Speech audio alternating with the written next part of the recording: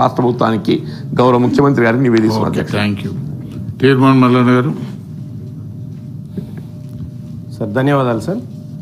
Sir ఇది ఈ 317 GO వాళ్ళది ఆ బాధితులది అది ఒడుస్తలేదు సార్. చాలాసార్లు మనం ఈ సభ ముందు పెట్టుకున్నాం, చాలాసార్లు వాళ్ళ ఆవేదన చెప్పినాం, అయినా కూడా ఇంకా ఆ సమస్య అట్లాగే మిగిలిపోయింది సార్.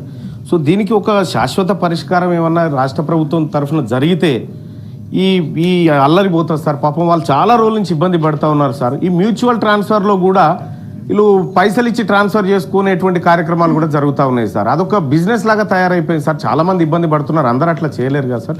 కాబట్టి ఈ 317 జీవో బాధితులది ఎవరిదైతే సమస్య ఉందో సార్, ప్రభుత్వం ఒకసారి గట్టిగా దృష్టి పెట్టాలని చెప్పి రిక్వెస్ట్ చేస్తూ ఉన్నాను సార్. ఇంకొకటి సార్, ఈ 317 బాధితులకు సంబంధించినటువంటి అంశంలో ఇప్పటికే చాలామంది చనిపోయినారు సార్. సో ఇదంతా మనం మానవతా దృక్పథంతో చేయాలి సార్. అట్లాగే ఇప్పటి వరకు నేను 16 పిటిషన్లు ఇచ్చిన సార్, ఒక్కదానికి రిప్లై లేదు సార్. కొద్దిగా వీటికి వాళ్ళకి మీరు తమరు ఆదేశించాలి సార్ ఒకసారి, ఎందుకంటే ఇది గట్టిగా. ఇక ల్యాబ్ టెక్నీషియన్ల సమస్య మీద ఇంకో చిన్నది ఉంది సార్, తమకు పంపిస్తున్నాం sir. Thank you. Dande Vithal గారు.